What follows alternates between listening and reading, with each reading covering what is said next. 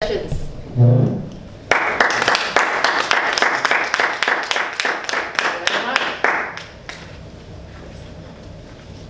Good evening, ladies and gentlemen. Good evening. I am your table topics master for today, and for the benefit of the guests, I would briefly introduce what is table topics all about. So basically, table topics is a short impromptu speaking session.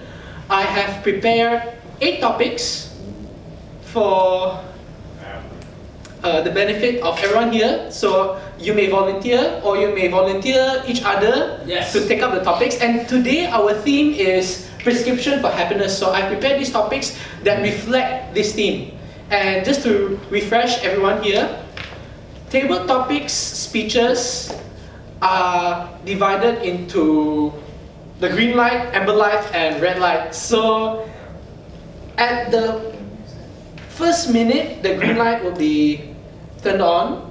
At the 1.5 minute, the amber light will be turned on. And at the 2nd minute, the red light will be turned on. At 2.5 minutes, the bell will be rung, and that's your signal to stand down. So I hope everyone enjoys the table topic session. I'll be providing the numbers from 1 to 8, so you have to choose the numbers. And with that said, may I have our first volunteer? Preferably those who are not taking any roles. Alright, let's go. Michael G. You cannot go. The rest no answer.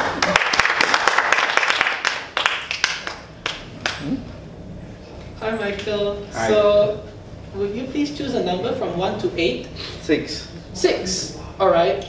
So, Michael FG, your table topics title is Eat, Drink and Be Merry. Oh.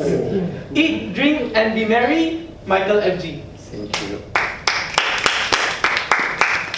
In my pursuit for happiness, I believe you must eat, you must drink, and of course, when you eat and drink, I hope you'll be merry. For me, I always eat, drink, and I'm always merry. M-A-R-R-Y. Because when I'm drunk, I always propose. And sometimes it's accepted, and sometimes it's rejected. But you know what the fun about all this? In the euphoria of that stupor I always hope whoever I propose would accept, but it has never happened to date. So until now, I'm young, single, but sometimes I like to think not available. Ladies and gentlemen, if you were to ask me, truly, if you were to pursue happiness, is eating, drinking, and being merry the way to go? Just now a question was asked to someone, what makes you happy? Actually, to me, honestly, a baby smile. I love when babies smile, because when they smile, they somehow light up your life. And for me, I have this affinity with babies. I have this affinity which I don't know where this gift came from, but that's what makes me. So if you really ask me, eat, drink, and be merry, yes, that's what most people say when they want to pursue happiness. But to me, happiness, the kind that brings euphoria to my heart, is a baby smile. Over to you.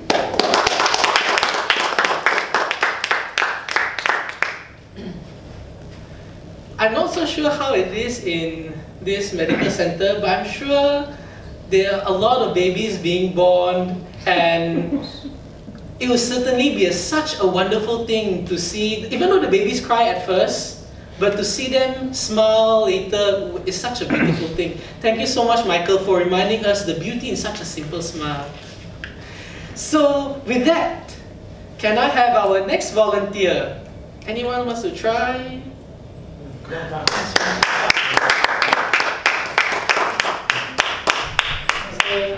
Saranjit. Yes. Choose any number from 1 to 8 except for number 6. Number 2. Number 2. Laughter is the best medicine. Laughter is the best medicine, Sharanjit. Laughter is the best medicine. We have heard that quote many times. Don't we all just love a comedy show at times? Because it can actually ease the stress in our lives. It can actually bring some happiness to our lives. And sometimes when you actually watch a movie, don't you just want to watch a comedy that really makes you laugh and takes away all the stress and all the problems that you have?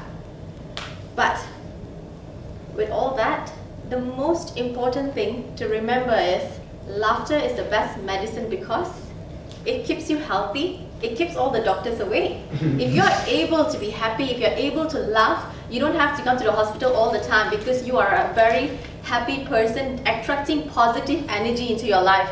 But of course, not just laughing for the sake of laughing, but truly enjoying life as well. And sometimes, you can actually attract good things, and you can also give that vibe to people as well. Because when you share laughter with others, others would love your company. They would love to be with you. They would love to spend time with you. Because they know that being with this person, even if they are having a bad day, they come to you, you cheer them up. And you give them some sort of happiness, some sort of cheerfulness in their life. And laughter doesn't even just apply in movies or in comedy shows. It happens in our daily lives. Like we had some laughter here earlier.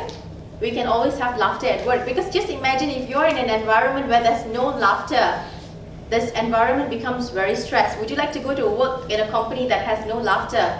You wouldn't. You would love to have that laughter around you because it's all part of our lives. Thank you.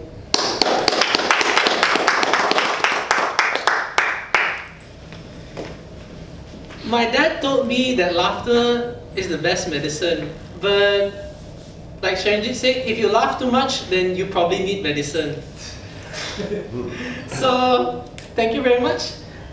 And we are almost halfway through. Can I? Yeah, the third speaker. Yes, yes. Yeah, Tan, you want to give it a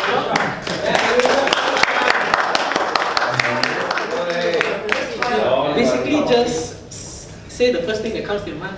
So, excluding numbers 2 and 6, pick a number from 1 to 8. What topic? It's all pretty much to do with happiness and all that. Happiness. Yeah, just a number from 1 to 8. Except for 2 and 6. Except number 2 and 6. Except 2 and 6, yeah. 3. 3. Tan, your topic is money can't buy happiness. Money can't buy happiness. Tan.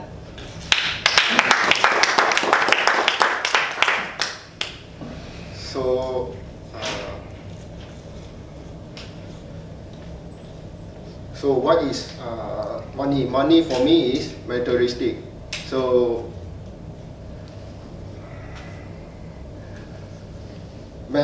people think money they make them happy, but not all the times.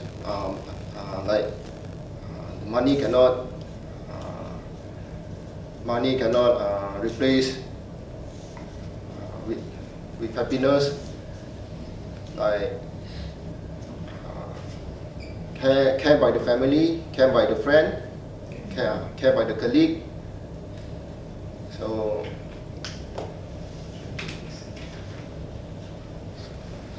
all the time being,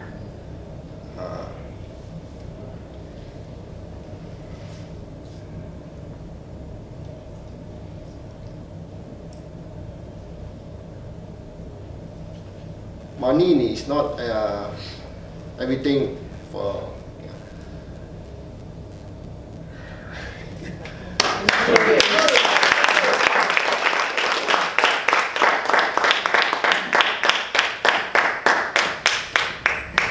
Money can't buy happiness, but Tan, you just bought my happiness, because for a guest to deliver his first table topic speech in a Toastmasters meeting is always such a beautiful thing to see. So Tan, I would like to quote my president. He always says this: "You are a table topics virgin, no more."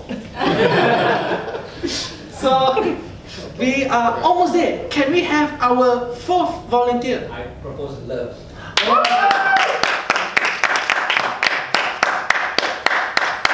They said volunteer, okay? So, I propose to you. Madam President, you have to choose a number from 1 to 8, excluding 2, 3, and 6. 8. So, Le, your topic is laugh out loud. Laugh out loud. Laugh out loud. Le.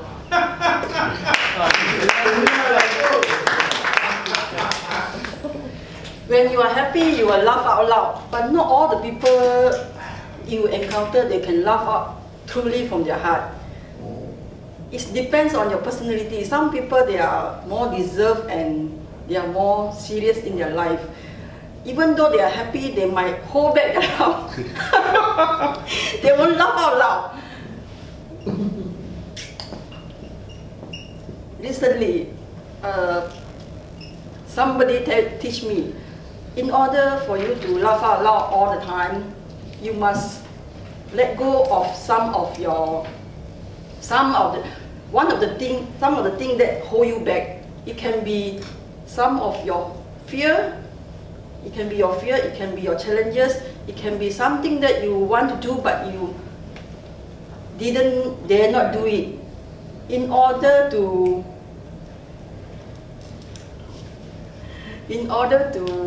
break through this, you need to identify what is the fear within you and do something to overcome.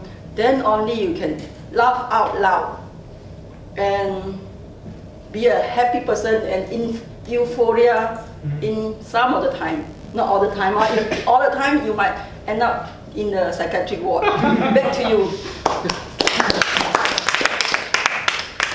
Hi, you John. Thank you. Welcome. So, Le,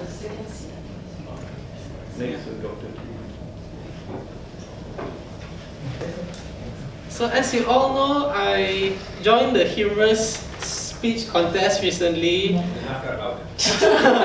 And the funny thing was that I kind of got roped in. They tell, oh, just come and join because I'm a new member. Come and join. Don't worry, it's a nice experience, a learning experience. But as I progressed, it became quite stressful.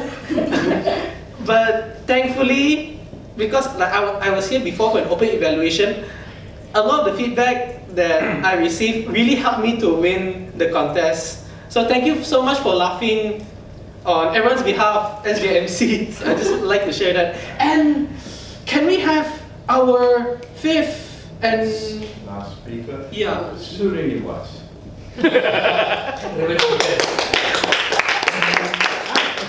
Oh, we have taken, yeah, first and opening and the closing. So, Division Director, would you please choose a number? Okay, number 11. Huh? 7. Oh, okay, that's fast. So, KM Srinivas, ignorance is bliss. Ignorance is bliss. KM Srinivas.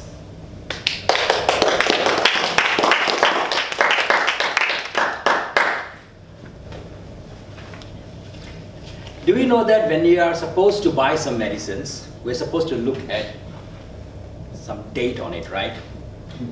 You don't want to eat expired medicines. It works the same way when you buy milk because it expires after 2-3 days. Everybody knows this thing? Yes. Yes. Only 2 people know this thing. Alright. Now, as a grown-up guy, I buy bread every week, once or twice or thrice sometimes. Why? As usual, kids love bread, plain milk. And these two expire on a regular basis. And I sometimes wonder how in the world they know it's going to expire on 13th of April. Why not 14th, why not 15th, why not 16th? Now what happened? After buying bread for all my life, last week, just over the weekend, I bought a bread and I didn't check the expiry date. Was I ignorant? No, I was aware of it. And the moment my wife was making sandwich, then I realized that, oops, one loaf of bread was expired. Then I thought, was I ignorant? I was not ignorant. And many times people do say ignorance is a blessing. I said, no way, it is not. Because being ignorant in this generation or this timing when technology is amazing, when everything is on your tips and your fingertips, everything is a click away, is a crime, it's a sin to be ignorant. If you tell me 50 years ago, I would agree ignorance is a bliss. But today, being ignorant or being unaware about anything, it's a crime. Because when you are being ignorant, you are telling that, I know, but I don't do that. I know what to do, but I don't follow that. I know how to read, I know what to do, but I will not do that. And that's what is, I believe, it is a crime. Now what's the best way to solve a crime? Awareness. And I realized, according to my work in oil and gas industry as a safety coordinator and trainer, awareness is the biggest mistake people do. Lack of awareness leads not even to hospitals, but even leads to fatality and death. And in those situations, ignorance is definitely not a place. So if you are ignorant, trust me, it's a crime. So stop being criminal, get aware of things. Back to you.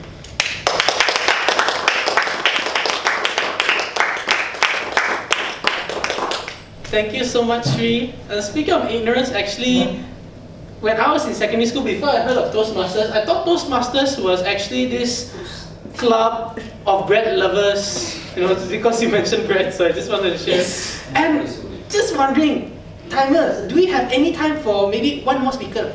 One more speaker, yeah. Okay, you join. Very good. Did I come at the wrong time? Yeah. So, Chong Yen. You Chong. You Chong. Means you are Chong. Okay. Number, you can choose number 1, 4, or 5. Number 1? Number 1. So, Yu Chong, turn that frown upside down. Ooh. Turn that frown upside down. Yu Chong. Thank you very much.